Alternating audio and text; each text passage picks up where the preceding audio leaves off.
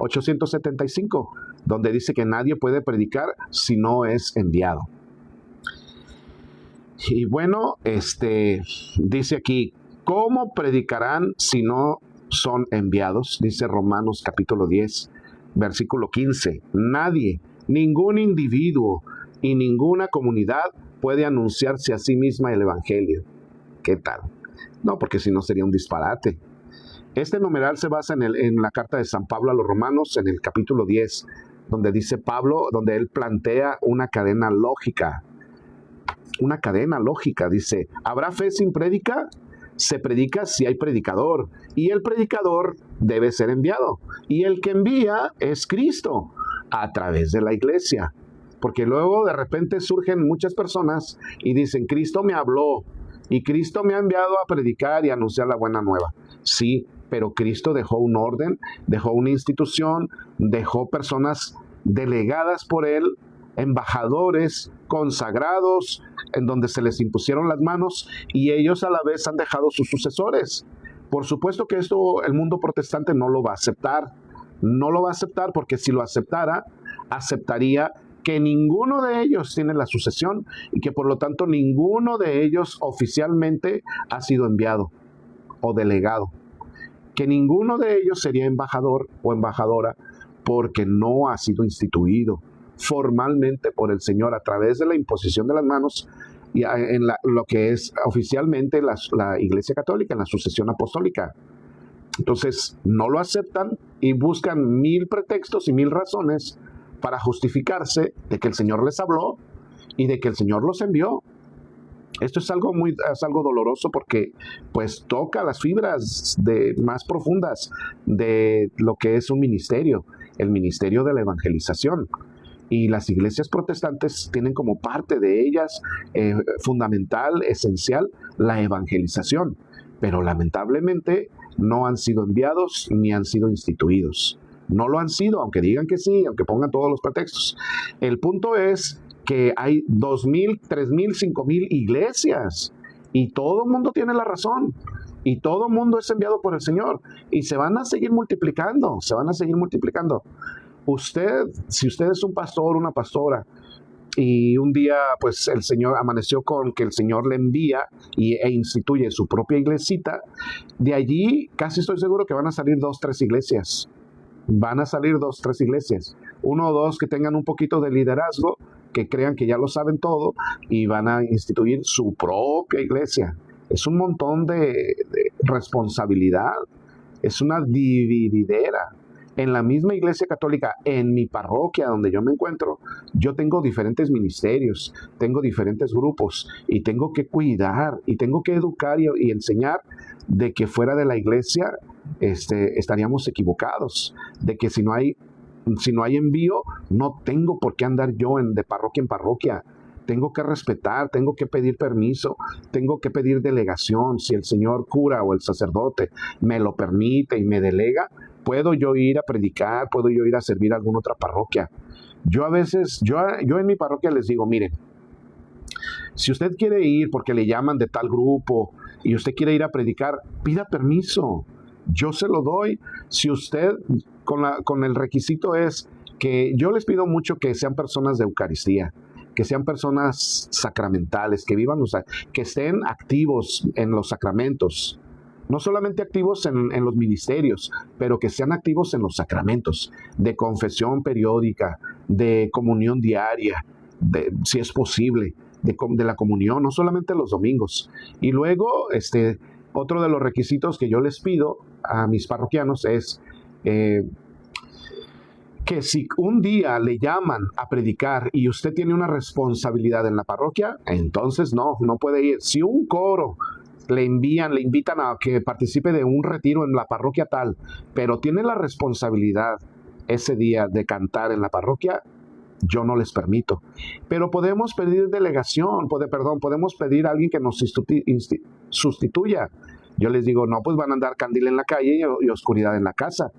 Van a ir a servir a otro lado y van a dejar de servir en su parroquia. Mejor sirvan en su parroquia y alguien más que sirva allá.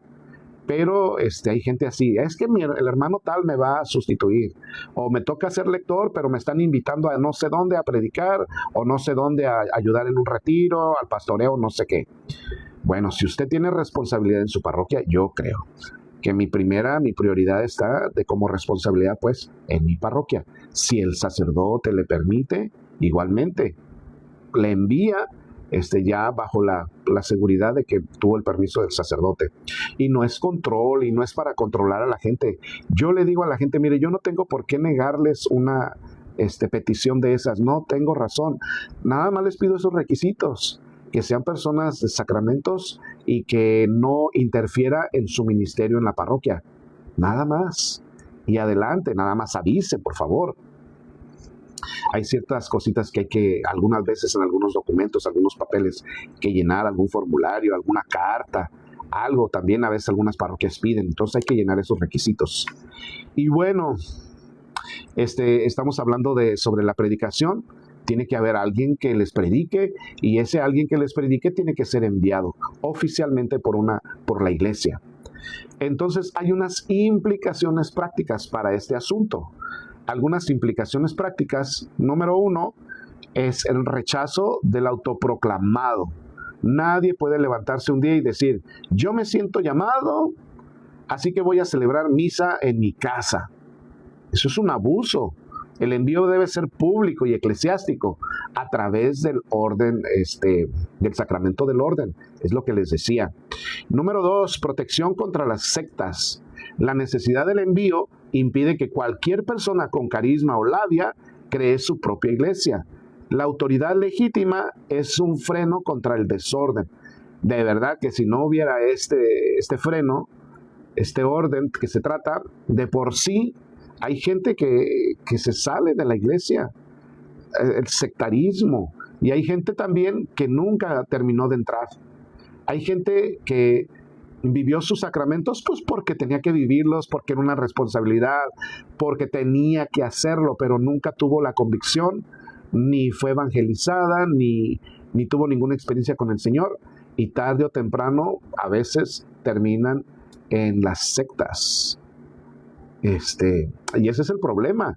Y luego empiezan a hablar y a decir un montón de barbaridades contra la Iglesia Católica porque no tuvieron la educación de la Iglesia, pero se atreven dentro de la ignorancia, porque la ignorancia es atrevida, empiezan a hablar tantas cosas, que las imágenes, la misma cantaleta, la misma historia de todo el tiempo, que las imágenes, que son unos idólatras, que esto y que el otro. Ay, pero bueno, yo me acuerdo una vez que fueron unos testigos de Jehová a la casa. Fíjense mi argumento. Yo tenía 7 años de edad. Apenas estaba aprendiendo a leer. Tenía poquito que había aprendido a leer. Y llegaron unos testigos de Jehová a la casa y salió mi hermano, que es 10 años mayor que yo. Entonces él tenía 17. Y mi hermano empezó a hablar con ellos muy brevemente porque no sabía mucho acerca de la iglesia. Y llegaron estos testigos de Jehová, y le dijeron que Jesús no era Dios, que más bien había sido San Miguel. Me acuerdo muy bien que era un ángel, que el ángel San Miguel, el que había venido, y un montón de cosas ahí. Y entonces yo me asusté y yo estaba detrás de la puerta escuchando y poniendo atención a lo que ellos decían, que la Iglesia Católica era una prostituta, que la Iglesia Católica era la ramera y que nos íbamos a condenar y que solamente ellos se iban a salvar. 144,000 creo son, 144,000, nada más se iban a salvar. Yo no tenía criterio ni tenía la capacidad de entendimiento que ahora tengo. Era un niño de 7 años. Pero un montón de cosas, y sí, como que de repente sí me asusté. Dije, estamos en la iglesia equivocada. Y entonces, a media cuadra de la casa había un seminario, el Seminario Mayor de Zamora. Pues yo crecí en la diócesis de Zamora. A media cuadra estaba el seminario y ya conocíamos a alguno que otro seminarista.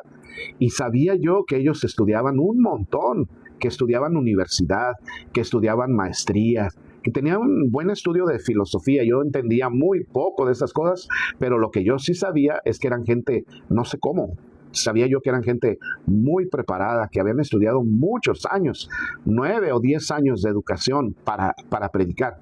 Y yo decía, ellos no pueden estar equivocados, un sacerdote con tanta educación, ¿cómo no va a poder ver esto que esta gente ve? Que esta señora y esta muchacha, que no tienen, con todo respeto, que no tienen la misma formación de estudio ni la misma educación, en ese sentido teológico, puede tener otro tipo de educación, puede ser una astrónoma, puede ser una agrónoma, puede ser una doctora, pero el sacerdote, su especialidad es la filosofía y la teología. Su especialidad es las Sagradas Escrituras. Tanto año, ¿cómo no van a poder ver si la Iglesia Católica es idólatra o no? No, y luego sacan el argumento de que el sacerdote engaña y que lavacocos y que no sé, pero todos los argumentos así. Pero yo dije, ¿cómo un sacerdote va a estar equivocado? ¿Cómo no va a poder ver estos puntos? Yo no les creo a esta gente. Así dije, 7 años. Yo no le creo a esta gente. Estos están diciendo que Jesús no es Dios, pero el sacerdote nos dice que sí.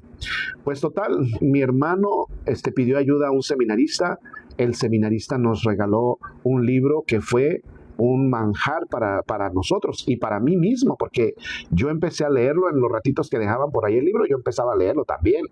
Y de un padre que fue fundador de una congregación para la defensa de la fe, que es el padre Flaviano Matuli. Y el padre Luis Botero, me parece, también en estos tiempos. Luego ya después cada quien decidió caminar un poquito distinto el ministerio, pero congregaciones diferentes, pero también defensa de la fe. Y como mucho amor por la palabra de Dios, para la propagación de la palabra de Dios.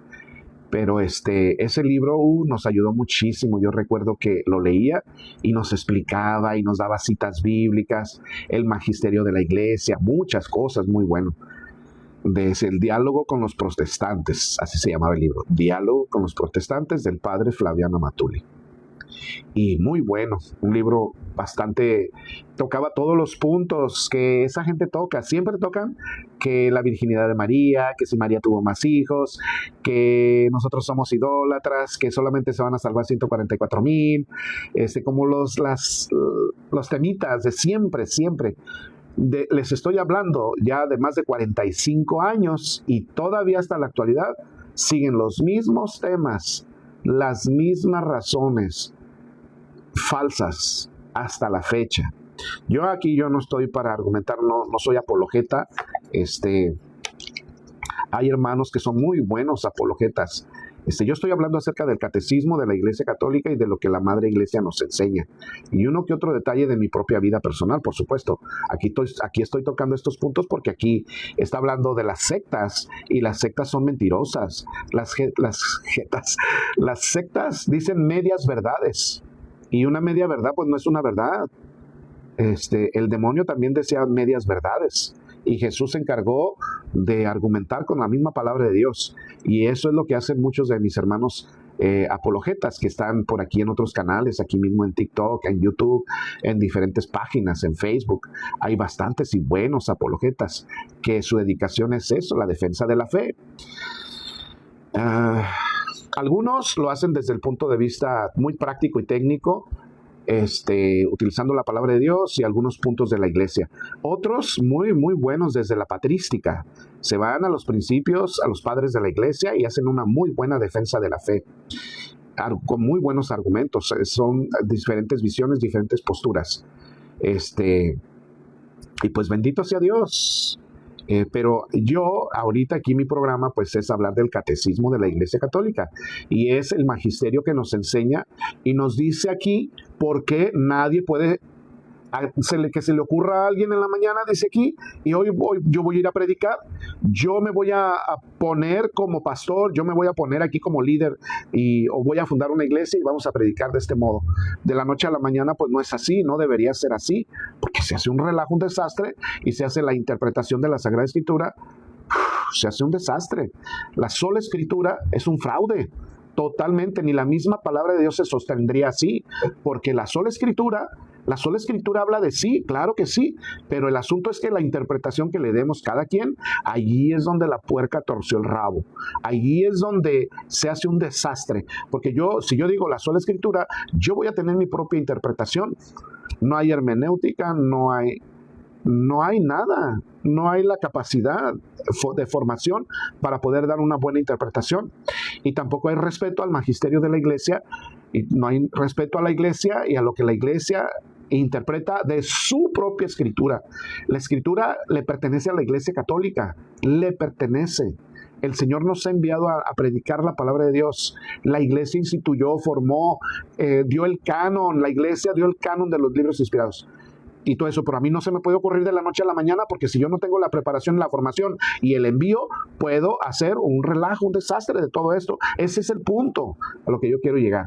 Entonces nadie puede predicar si no es enviado. Ese es el asunto aquí.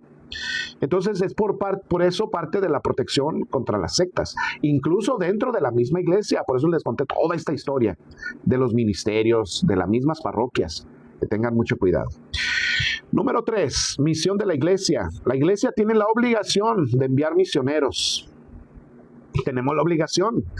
No nos podemos excusar diciendo que no hay dinero, que no se puede. La iglesia tiene la responsabilidad. No podemos decir que no hay recursos. Si no envía, falla su mandato. Miren, hemos hecho nosotros retiros. Yo una vez con mi familia y con el permiso del sacerdote en la parroquia de donde yo crecí, hace muchos años, fuimos a una colonia de las afueras del pueblo de donde yo soy, y en esa colonia iban mis papás a un grupito de oración. Eran 4 y a veces eran 6 personas en una casita con una barda hecha de piedras y un techo de láminas. Allí se reunían. Y un día que yo estaba de vacaciones, todavía no era sacerdote, me invitaron a ese grupito de oración. Y pues vi unos viejitos, mis papás también viejitos, ya señores grandes, y se sentaban a leer la palabra de Dios y a cantar un par de alabanzas. Mi papá con su guitarrita, y cantaban un par de alabanzas y ya hacían su asambleíta de oración. Y era el grupo de oración de esa comunidad. Y yo les dije, ¿no les gustaría tener un grupo grande con ministerios, así más formal? Uy, se pusieron bien contentos. Les dije, vamos invitando a un retiro, vamos formándonos un retiro. Es una historia muy larga, pero toda mi familia participó en ese retiro. No gastamos, hablando en dólares, como para darnos una idea, porque allá pues son pesos, pero no gastamos para ese retiro más de $50, ¿no? Y fue un retiro, me parece que fueron 3 días. Nos prestaron un corral, nos prestaron sillas, allí cada que unas llevaron sillas, su gente. Una de mis hermanas con su esposo donaron la comida. Eran como unas 40 personas que asistieron a ese retiro. Entre mis hermanos y hermanas predicamos, mi papá y mi mamá en el coro, la música, y así nosotros hicimos el equipo para dar el querigma. Dimos el querigma, hicimos la oración de sanación, hicimos la efusión de Espíritu Santo. De allí se formó una comunidad bien bonita. Levantaron la parroquia, porque levantaron la capilla, no era parroquia, pero una capillita, porque la que tenían era de piedras, de techo de lámina, y la reconstruyeron. Algo muy bonito. Se reunió la comunidad, empezó una cosa muy hermosa.